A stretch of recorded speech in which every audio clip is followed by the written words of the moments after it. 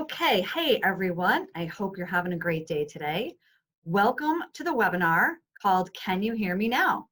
The importance of employee communications. Easy for me to say, right?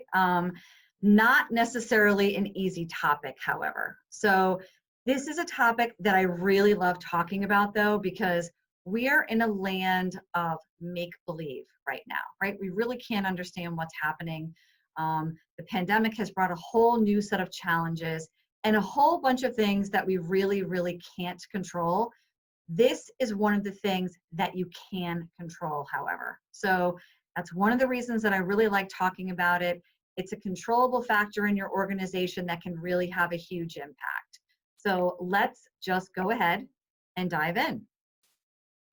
I am Allison Ebner, by the way, with the Employers Association of the Northeast. I am the Membership Relations Director here, and my responsibility is membership and partnerships. So that's what I do. And that was me, by the way, really quickly, but we don't need to talk about that. We have a lot of information to talk about, so we're going to dive right in here. So what's new? When we talk about what's new right now happening in our organizations, I think we talk more about what's not new because there are so many changes. You've definitely probably changed the way you communicate with your employees since March. We're all in varying stages of, are we working remote? Do we have a blend of remote workers? Maybe you're physically all on site at your organization and you never shut down. You were an essential workplace. Everybody's in a little bit of a different space right now. So you've probably had to update some forms, some policies, lay out some new safety protocols without a doubt to be compliant at the state level.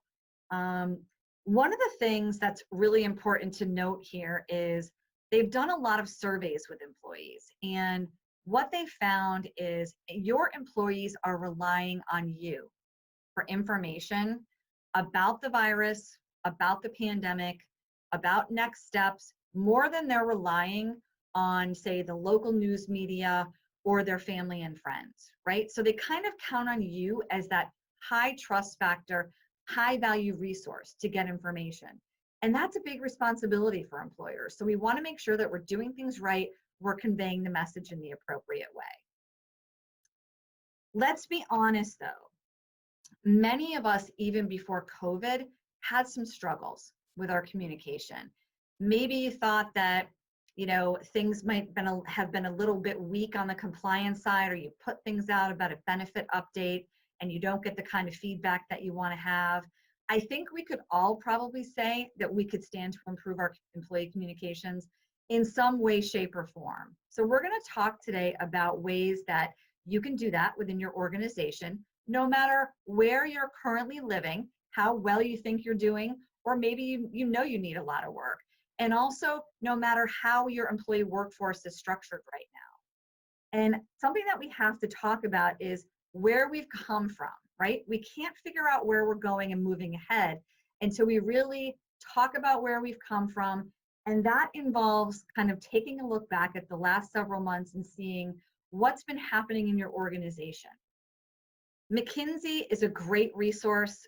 If you want some information from them, you can Google McKinsey, sign up for their daily news briefings. They do come at things from a global perspective more than a regional perspective, but they provide some really terrific information about a variety of things: workplace issues, education issues, global economic issues. And they put out a model about the life cycle of a crisis, which definitely has an impact when you're creating a communication plan and you're in a global pandemic, right? So we've got to do some analysis of where we are today. And this model from McKinsey frames this very nicely for us. So there's basically 5 stages in the life cycle of a crisis. The first is the resolve, that when you're in the thick of it, right? This was us probably March, April, May. Some of us are still feeling this in certain ways, and we can't, we're not able to move past it for whatever reason. So the resolve is, hey, we're here, this is here, we're acknowledging it, we're digging in. The resilience piece has been widely publicized, I think, and it's kind of an overused buzzword at this point, the word resilience, but it's an important word to talk about because so many organizations have been able to bounce back, pivot. We heard that word a lot too over the last 6 months. Some examples of resilience include those employers that maybe were manufacturing one thing, the supply chain completely shut down, so they moved to make PPE. We've got several members that pivoted. We've got another member that was basically a sign company that did a lot of graphics, including vehicle graphics. They've completely pivoted and done a lot of the plexiglass work that organizations have needed right now, and the laminated stickers that people are using with the 2 feet. So when you go to the grocery store, pointing everybody up the right aisle, right, if they're paying attention. The next stage of the life cycle of a crisis is a return. So we don't know officially what's going to happen, right? We know right now we're coming out of the back to school kind of stuff that's happening right now. Kids are going back to school. We're dealing with that. There's a vaccine coming. So we're plotting our return. And all of this is going to impact how you structure your communications plan in your organization. Reimagination to me is the most important word here. Many of us, all of us, I know we're doing this here at EANE as well. We have to reimagine how we interact with our members, with your customers, your clients in some cases. What does that look like? Are our services, are our products going to look the same? So the reimagination part of this is really, I think, the most important component of this life cycle. And then we have the reform part, where once we analyze and assess where we need to go, where we need to move and change, we're going to reform. We're going to reform maybe our workforce as we reform the focus and direction of our organizations. So this is an important component that will factor into your communication plan as well. So when we talk to organizations about the importance of communication and creating that two-way path of communication, because communication is not you speaking to your employees, right? Communication is a two-way street. It means listening as well.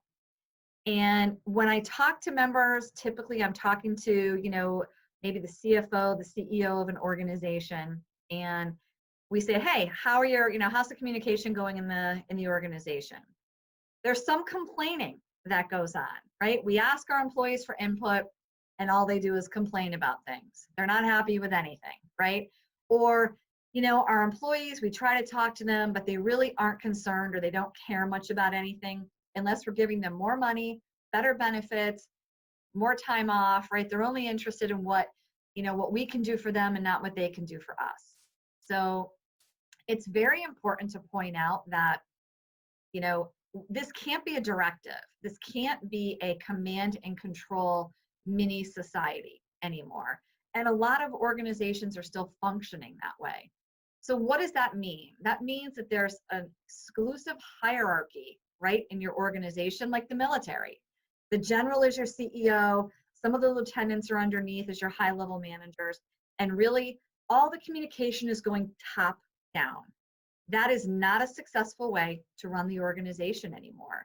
It doesn't create the ability for you to retain your employees who do want to be listened to, and there can be constructive feedback. There's ways to craft that.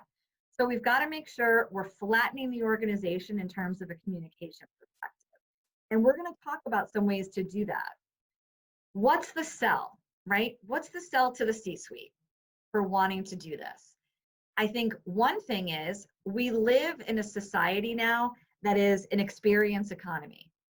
So your employees are having an experience working for your organization. If things start to go south, there are other opportunities out there, right? We don't get a lot of chances now. Just like when you have an interaction with a company where you're buying something. If we go to a Best Buy and you have a bad experience, you're probably not going to go back to Best Buy to get your next TV, or your next cell phone. You're going to try somewhere else. It's the cancel culture. And the same thing that applies on the consumer side applies on the employee side. Now, it's very true that some organizations have experienced layoffs. Maybe you're still under some furloughs. Maybe you got a PPP loan, and that is, that those funds are drying up, so you're considering those things. And you're not necessarily thinking about the retention of your workforce right now. But fast forward to next year when things improve, even a year or two after that. We know that COVID is temporary. So we've got to make sure the plans we're making, including our communication plans, go well beyond the COVID landscape. So a few other factors about where we are today. This is a really big statistic to talk about. 50% of employees report missing a significant objective because of poor communication, right? 77% say that poor communication in the organization they work for hinders their company's ability to be competitive. This is major. This is from Ken Blanchard. He's very famous, nationally recognized, internationally recognized for providing training, and they do a lot of surveying of the organizations that they provide training for. No matter what kind of training you're doing, communication is always a part of that, whether it's leadership-based, professional development-based, even HR compliance-based training. Communication is always a big part of that training. So how your employees are feeling about the way you're communicating with them is a really big factor in why you want to make some shifts to your communication plan. You might need more evidence, right? If you want more evidence, I'm going to bring you more evidence here. What's the big deal? Why should we care about this? Currently, where we are today, right? 66% of working parents say juggling childcare issues makes them less productive at work. Why do we care about that? What's the translation? Less revenue, right?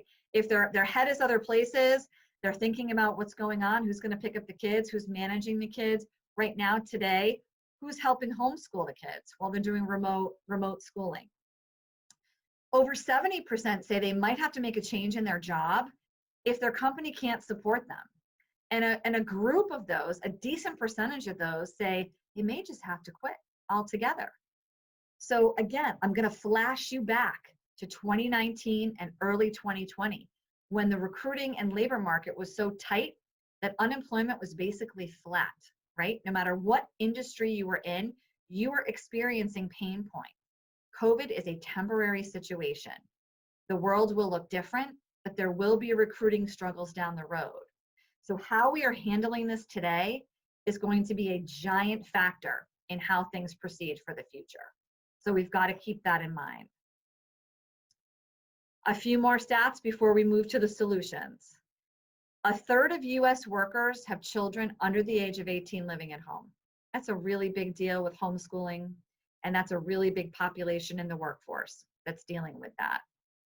13% of the parents in the US had to quit their jobs due to childcare issues during the peak months of May and June. And this, I think, is the most important stat here, right? 7 in 10 US workers say navigating the pandemic has been the most stressful time of their professional careers. That's telling everybody 7 in 10 workers are under the most stress they've ever been in.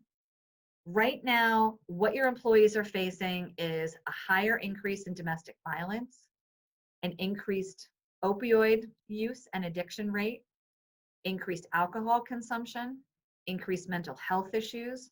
So we've got to pay attention to this as we're navigating this and creating our communication plans.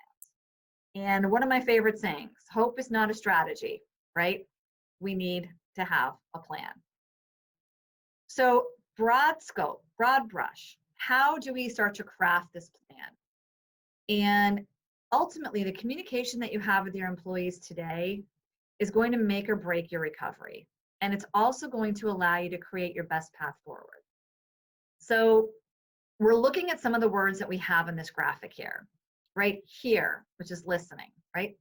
Empathy, communication, compassion, mutual awareness, right? Being present. The words, I hear you. All of these things are really important as we're considering creating and crafting our communication plan going forward. A lot of folks that are going to be listening to this webinar are HR managers, HR directors, or you work in an HR capacity. And you have had the hardest job this year. This pandemic in an organization has fallen on your shoulders squarely in a lot of cases.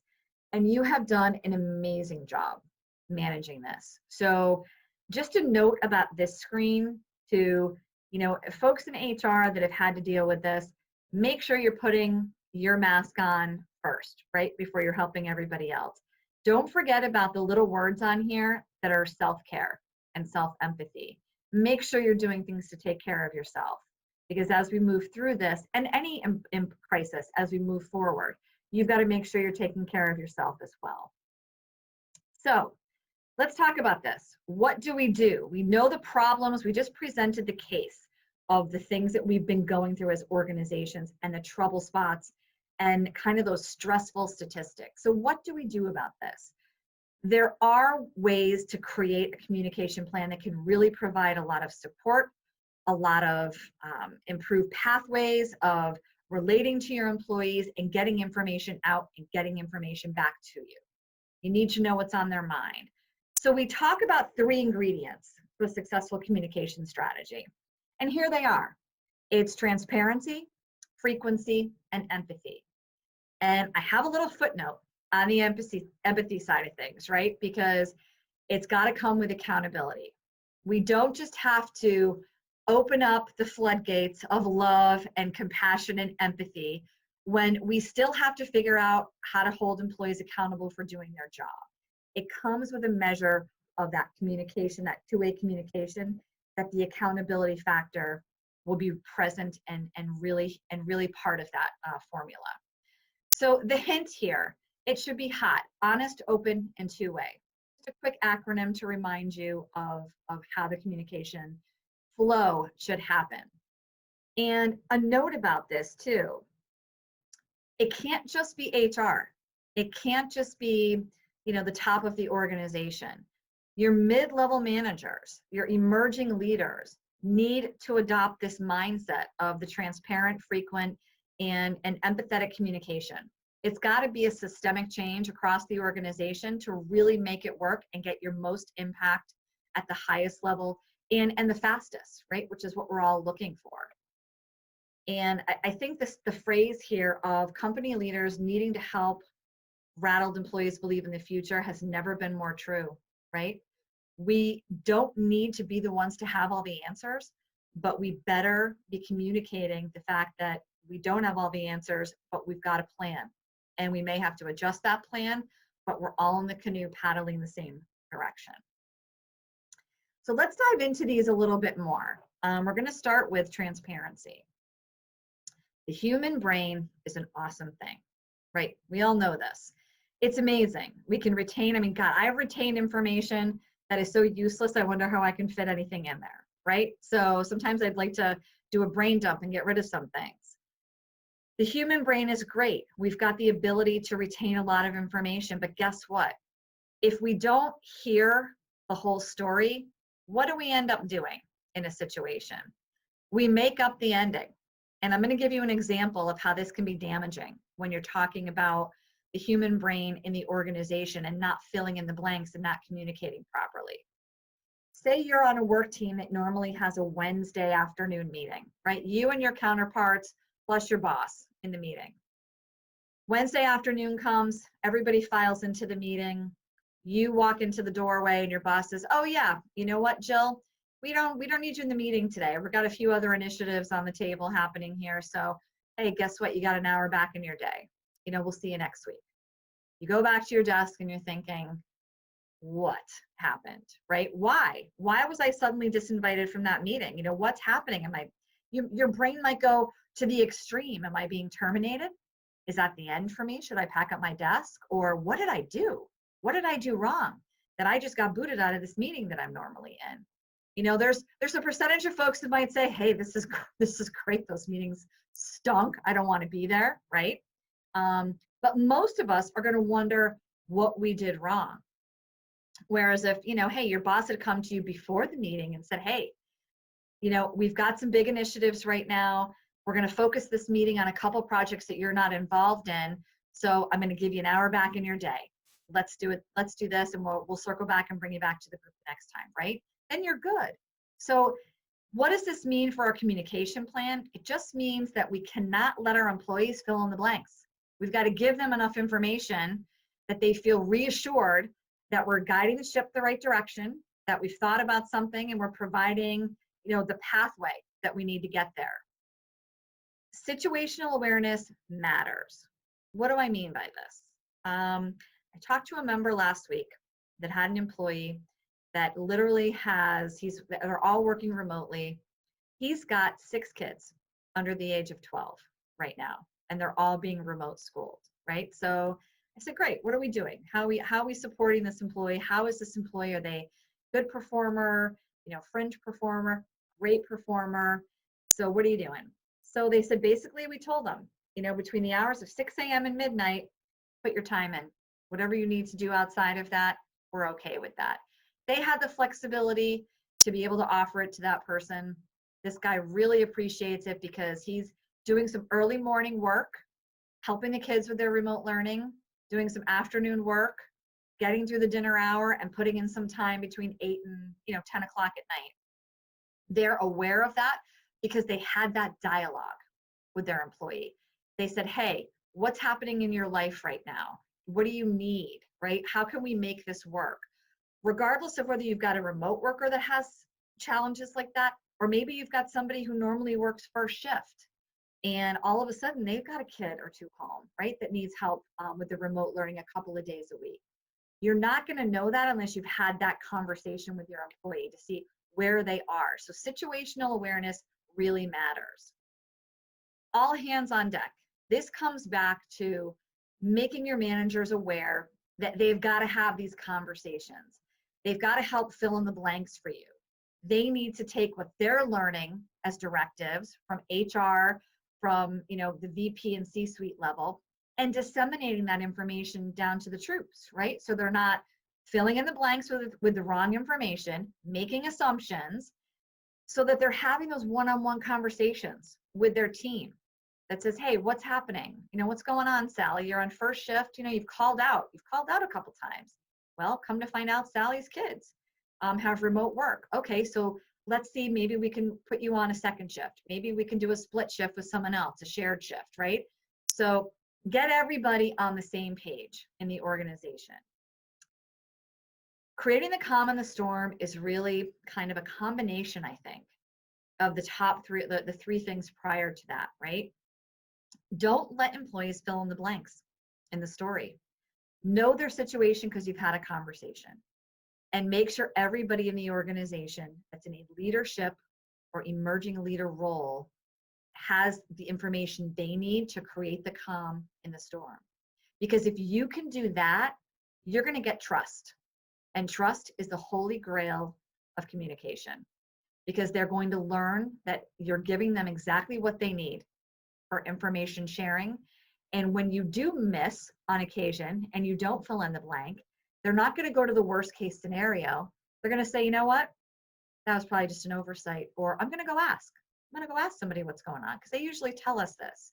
So trust is the holy grail of communication in an organization. The other thing to point out here is the people in the organization that have the most power of influence over this communication and over performance as well, right? It's not your CEO. Your CEO is making big decisions, right? You, as an HR leader, you're making big decisions. But the day-to-day interaction of your supervisors and your managers with your employees, they have the biggest influence over those folks. So that's why it's important that they have the buy-in here and they're doing things the right way. So that's a little bit about transparency. Now we're going to go to frequency. It's that human brain again, right? How many times do you think, they've done a lot of research on this, does somebody have to hear something before they actually retain the information, right? So if you were talking to my husband about this, he'd probably say 27, right? Sometimes even 27 times she's not listening, right? If we talk to our families, they're going to have some pretty hysterical things to say. But in general, people have to hear something 7 to 12 times to retain it. That's crazy. So how do we deal with that as an organization, right? We're not going to send an email 7 times to someone and hope they get it on the 6th or 7th time, or put out a bulletin through our payroll system 7 times. But we do have to find a way to have that 2-way dialogue and get the information out the way it needs to be successfully delivered. So how do we do this? We do it through frequency, and we do it through creativity, right? We're going to create different communication channels to disseminate this information. Now, it's really important to point out that not everything that you're communicating needs to go out 7 times to people, right? Sometimes you can put something out one time and that's it. But when you do need to get that high value, high target, high return information out, you're going to want to create a plan for that. And maybe it's sending that email out to folks, but you're also going to want to back it up with maybe a push out of your payroll system, perhaps a flyer in a break room, or if there are places where people are frequently, going in your organization and you're all working on site. You've got to be successful and you've got to be creative. And it's a two-way street. So you can do employee surveys if you're trying to gather information back. Maybe you're pushing a little information out and then you're bringing information back. Maybe it's through text messages, right? There's some very low cost and a couple of no cost text push apps out there where you're going to send a text to folks. And many of you can do this through your payroll systems as well. Make it a little contest. Use some humor. Maybe say, hey, the first team that acknowledges and signs off that they read this, everybody's going to get a Dunkin' Donuts card, right? You've got to be creative and you've got to make it a two-way communication. So if you want to know that someone's got the message, you need to ask for something back. Sign off, send this back. So it's no rest, it's repeat, and it's the power of ritual with creativity. That's going to help get the message out there. Because unfortunately, we can't just say it once, right? It's like with our kids. So after we've talked about transparency, we're talking about frequency. So you've got to have clear, concise, transparent communication. We've got to say it in a multitude of ways, deliver the message in a multitude of ways. What comes next? It's the how, right? How are we delivering messages to folks? And we've got to make sure that we're keeping it real for people. We're not sugarcoating things. This becomes critically important when the communication that you're delivering is performance related. We don't want to have all stick and no carrot, right? We don't need a bunch of Thors running around hammering everybody. We want to deliver the message with empathy, and we want to deliver the message with sincerity, but we do want to keep it real for people.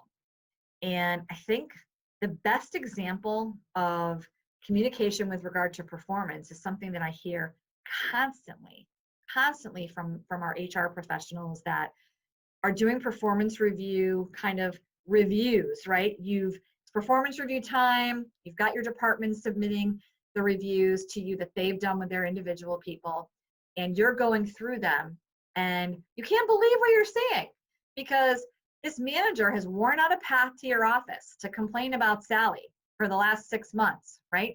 She's late, her performance is down, she's, having microaggression with some of her colleagues, right? They're wearing out a path to your door. How do I deal with this? You've been coaching them.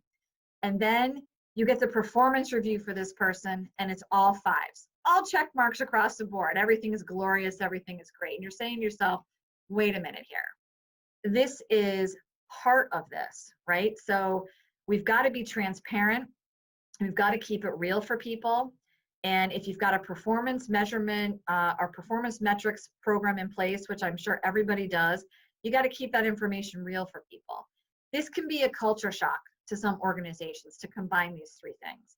Maybe you have no form of formal communication. You've got no formal communication plan. So you don't want to come screaming out of the gate with all of these things at once, right? Take it in chunks, take little bites out of it, but it's something that you're going to want to roll out and do more frequently. It's really great that when you roll these things out, even if you start slow, or if you're fixing one particular problem area that you might have, to see those results. Because having that empathy and that honest conversation with someone about their accountability can be a really powerful thing.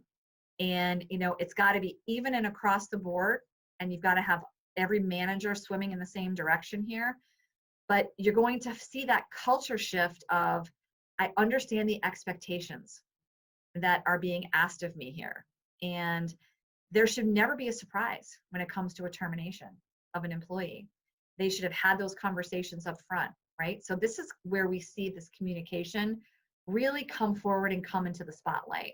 And there are certainly other examples, but I think the performance metrics one is really worth focusing on and talking about. So a word about accountability. And I build this in because we've extended our employees typically through this time period, a great amount of flexibility. We've got members that had folks that couldn't come to work, and they paid them throughout weeks and weeks of the pandemic in the beginning. We've got folks that have extended the benefit of the doubt across the board. And we've got some cranky leadership teams that are saying, now we've got to really hold people accountable, right? It can't be all about the feel good. It can't be all about the empathy. We do have to lead through inspiration rather than expectation, but that doesn't mean we toss all the rules out, right? The rule book doesn't go out the window. Performance counts, right? We've got to run our businesses or we can't afford to pay people. That's the bottom line. We've got to have rules. Your attitude counts. If somebody comes to you and they're so upset and they can't meet their work commitment, or they can't meet a deadline, or they're struggling to finish something because of something happening that might be due to their kids or another thing happening in their personal life, they're trying, right? They're coming to you, they're taking that initiative. Initiative and attitude really counts. Flexibility counts, right? If they come to you and say, hey, I'm having trouble meeting this expectation. Okay, let's talk through this. If this doesn't work, how about option B? Option C.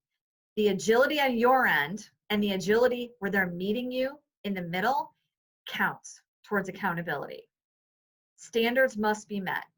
So, and how do we enforce all this, right? We're going to make a deal in a lot of cases. We're going to say, yes, Bob, we understand you're having some issues here, meeting the expectations of the position. We get it. We get that you're challenged. Here's what we're going to do for you. We're going to make some accommodations, some reasonable accommodation, just like we do with workers' comp, right? And we're going to say, we can put you on second shift we're going to go week to week, right? So, this may not be the optimum situation for the organization. Set it up with Bob. We're going to go week to week. You can put it in writing if you want. Here we go. Every Friday, we're going to have a conversation about how this is going. How's your home situation? Can we put you back on first? Can we put you back on third? Or, can we put you back in this department? So it's that two-way communication, that two-way dialogue, that's communication and with accountability. So here we go. We're going to get into the nitty-gritty here of how to create a successful communication plan. So again, not everything needs to be structured in a way that you're going to need to set a specific plan for it. But if you're rolling out a new initiative, if you're rolling out a brand new policy, if you're rolling out a new set of expectations, this is the time where you want to take these components of a communication plan and have that thought process. So the very first thing you want to do is decide who needs to hear this message. Is it a company-wide initiative? Is it an interdepartmental issue? Is it just a manager issue initially? And sometimes communication plans have multiple layers, right? Maybe we're going to roll something out first to the managers, get their feedback, let them, shoot some holes in this, right? Before we roll it out to the entire company. Your managers have valuable feedback. We should be asking for their feedback. So identify your audience first. Who needs to hear this message? Then you need to be very clear about why we're putting this message out there. If you're asking for something from people, you have to be direct. We're asking you to do this, and this is why. And you've got to remember that acronym WIFM, right? W-I-F-M. What's in it for me? That's what your employees are thinking. When they hear something from you, there's an ask from you, there's a communication from you. You've got to write it in the style of what's in it for them. You need their buy-in. You want them to read and comprehend the information. Not just, hey, everybody on second shift needs to stay away from machine area 2 today. Well, why? Why should I stay away from machine area 2? Well, we had a safety issue over there and somebody was hurt, and we want to prevent everybody else from getting hurt. Or, we're doing some work on the machine over there, we've got to stay away from that area. Or, whether it be maybe it's a benefits change, and you've got to say, hey, we're switching 401k providers. Here's the new organization that we're going to be working with. As an organization, we constantly evaluate the best partners that provide the best services for you, our employee. That's why we're doing this, right? Outline the why for them. What do we need to communicate in this message? And what I'm going to say here is the KISS method, right? Keep it simple, silly, right? Don't say what you don't need to say. Figure out what the basics of the message are and deliver that, right? You don't have to over embellish on things. People are getting inundated with information, right? If you've got email, man, you don't need me to remind you that we're getting inundated with information. If you're on a factory floor, we're getting inundated with text messages, right? Keep the messages simple. Develop your practical plan, right? Remember that people have to see things and hear things a few times before they retain it. So develop that plan of, all right, first push is going out through payroll because we can reach everybody through payroll. Second push might go out in an email. Third, we might wind up doing a text message, right? So this communication is going to go out 3 ways.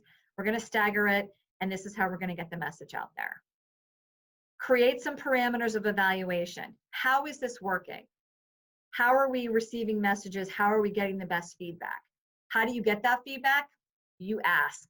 You ask your managers, take a poll. Hey, everybody got that email? How did you hear about that message? Oh, I read it on my phone. I saw the posting in the kitchen. If you still got kitchens and you're still, sharing workspaces, social distancing, posting things in the kitchen works. Find a way to measure your results. And if something's working better than another vehicle that you're using, right? Keep doing more of that. It's not complicated. So really kind of try to measure those results and see what's working best for you. Bonus round remote worker strategies. So this is because this pandemic has forever changed the landscape of how we work. There are organizations that are never going back to a brick and mortar building. I think the vast majority of us are going back to some sort of a blend, right? Where you can. Obviously, manufacturing, certain industries is not remote work style, and that will never happen, but you may have some office staff that can do remote work. No matter what scenario you're in, I think there's going to be a certain amount of staff working remotely. So we do need to address some specifics because we all hit the ground running in a matter of literally 48 hours, a lot of us in March, right? Where we didn't even have all the technology in place we needed. We definitely didn't have policies in place unless this was something that we were used to. And we didn't outline the rules of the road, right? For working remotely from a performance standard. It was kind of like, hey, everybody grab everything you possibly can on your desk, go home. Grab your computer, we'll figure this out as we go. And most everybody did a great job doing that and keeping people safe. That was our priority, right? As it should be. So now that we're kind of looking at a fall where we may see a resurgence, we've got COVID plus flu. So people are continuing to try to keep people in a safe environment, which might be working remotely.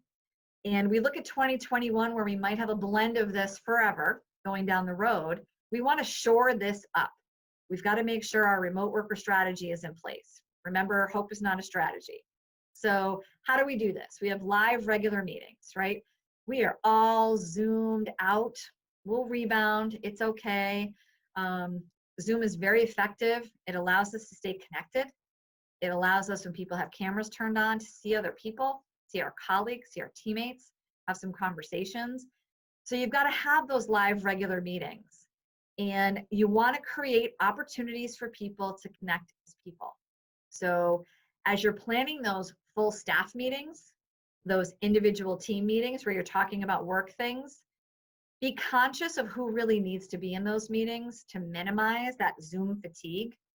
If one particular department is working on things and there's no overlap, don't have everybody join if they don't need to contribute, if they don't need to hear it. Send a recap to folks. They'll appreciate that.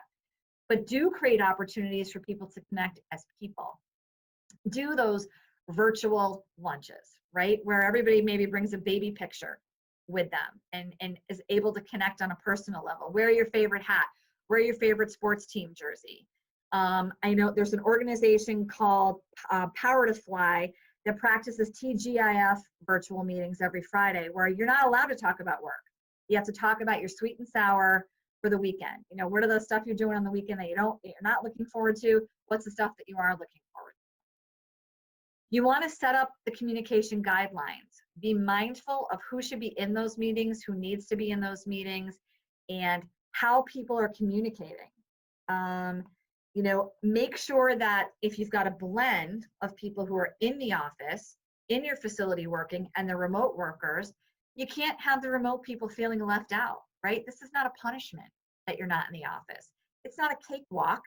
You know, there's a lot of calls we're getting on our hotline where folks who are working in the organization, in the brick and mortar building, are really kind of peeved at the folks who are working remotely. They think they're sitting home popping bonbons watching, you know, Game of Thrones on Netflix. We know that's not happening because we are measuring performance by outcomes, right?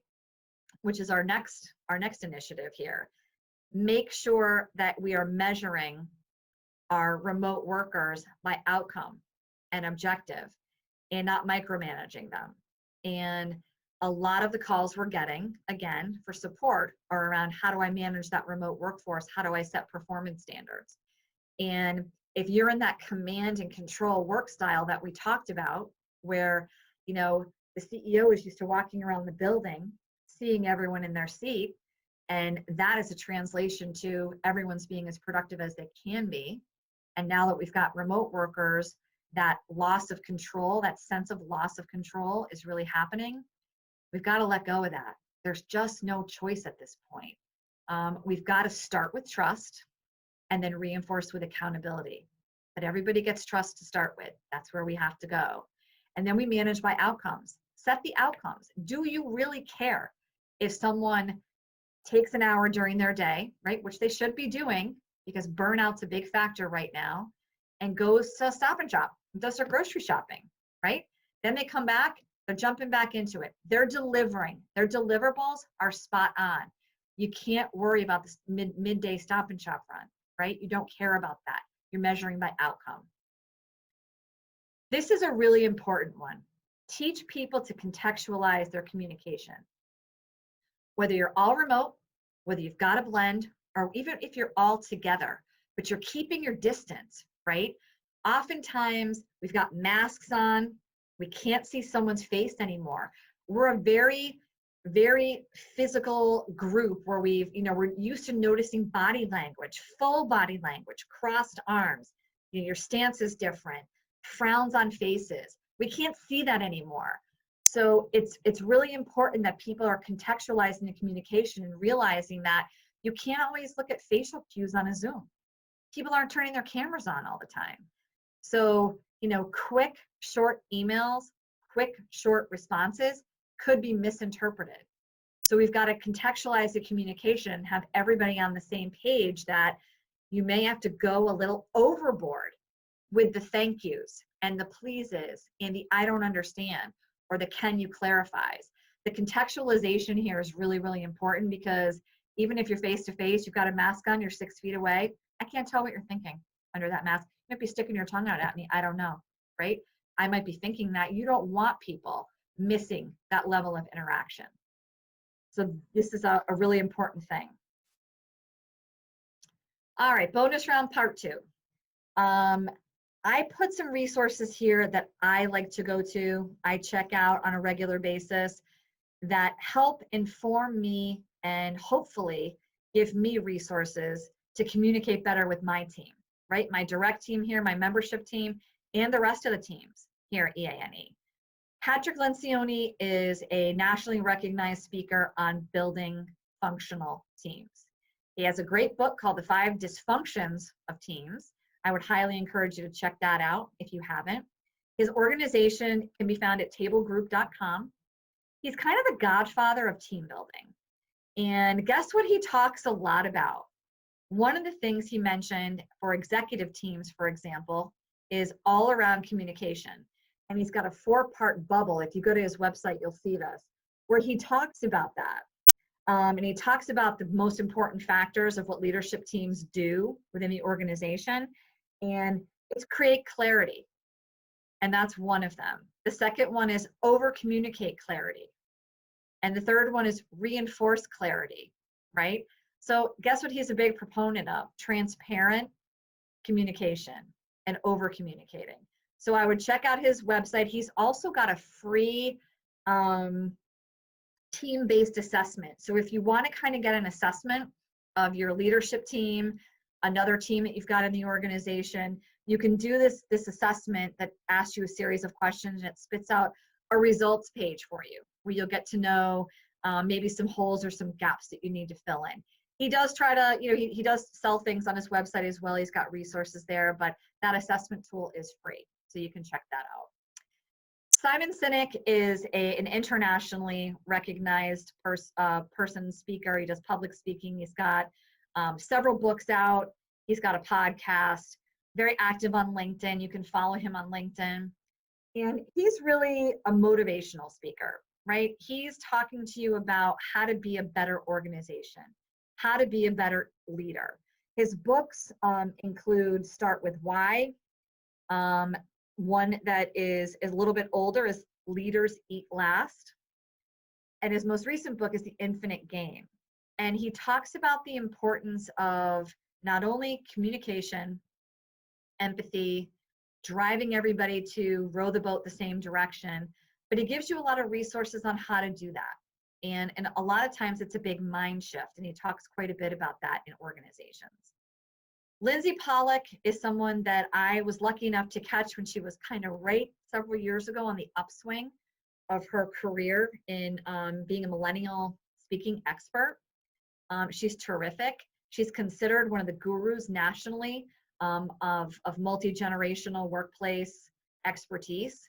She specifically focuses on the millennial generation. She's got a couple books out. She's a national thought leader. She's got a new book coming out as well.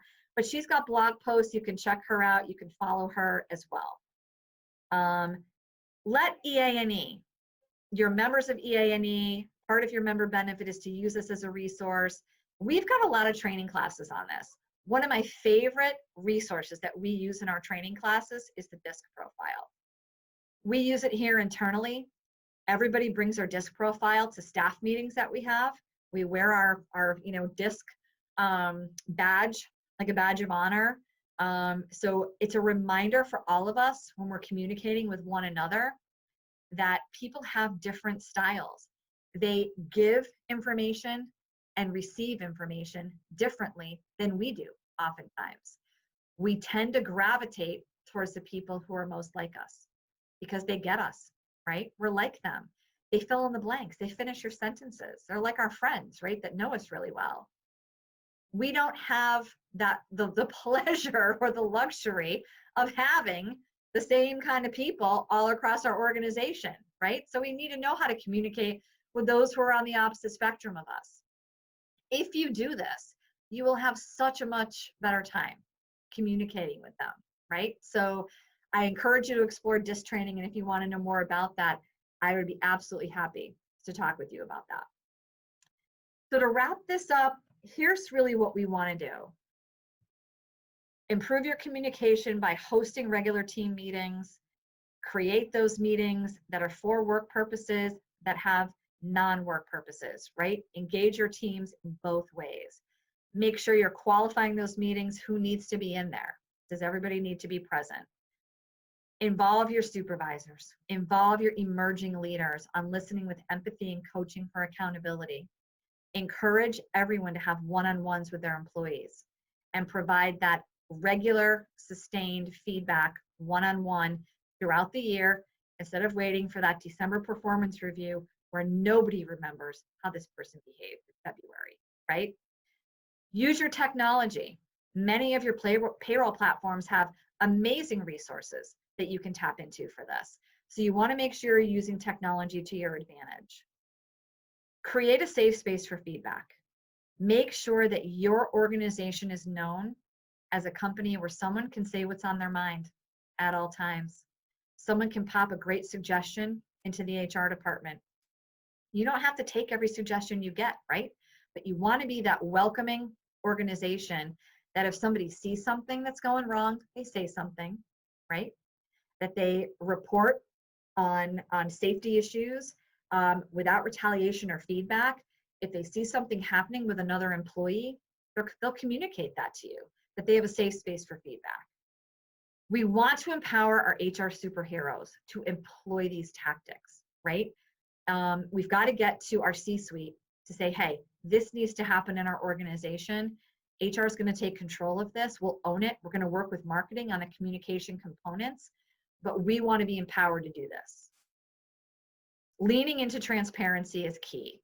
We aren't sharing all of the company information.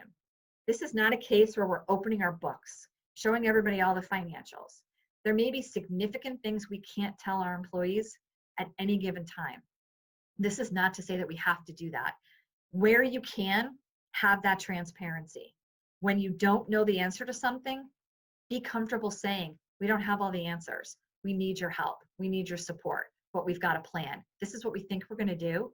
This is the path we're going down. We need everybody to jump on board. All ideas are welcome. Share successes and failures, right? If something works great on one team, man, blast that out there so everybody can hear it, right?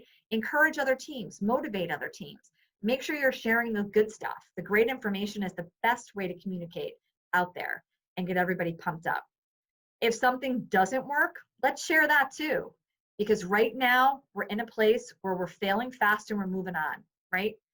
We're in crazy times, we're ebbing and flowing. Maybe it's a course of, a particular project that we've taken on as an organization that's falling flat. So let everybody know, hey, this fell flat. We're not giving up entirely, but we're going to redirect, and this is the path we're going down. This is a fun thing to do that a lot of organizations don't take advantage of. Find your internal brand ambassador. What's a brand ambassador? Well, they're your evangelist employees, right? And no matter what's going on, they've been with you for a while, they love the organization, they're always positive, or they're new, fresh blood in the organization and they just get it, right? They love it, they embrace it. Tap into those folks. Let them be part of your communications team. Make sure they're in the know on things. Loop them in. It's an absolutely great process to have team meetings with these employees, encourage them to report back on what they're hearing, the buzz out there, and send them out into the organization with messages. They'll love it, they'll appreciate it, they'll be engaged, and you'll love having them out there for you. So the ultimate win here, right? The boys didn't do it this year. The Bruins had a tough time in the pandemic, post-pandemic hockey play, but generally they're at the top every year. The sports analogy as it relates to work teams cannot be ignored here, right? Everybody watches a sport of some kind. Maybe I love hockey, I love the Bruins, whether it's football, baseball, basketball, whatever you're into. The idea here is that teams win together or lose together. And that is why we tie it together with communication. So that's the message today. I hope it was helpful for you. I hope it was helpful for you to create the winning team. And again, I'm Allison with EANE. If I can do anything to help you, definitely let me know. I want to be there to help and support you. Thanks for joining us today. Have a great day.